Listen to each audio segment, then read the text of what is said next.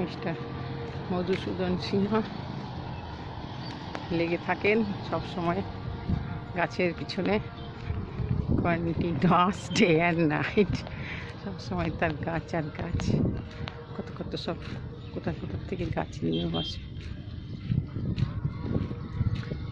Hello, সে high.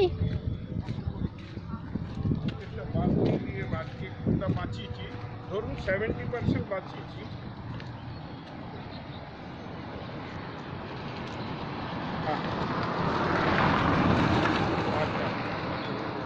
কবে দিবে তাহলে? বর্ষা তো এসে গেছে।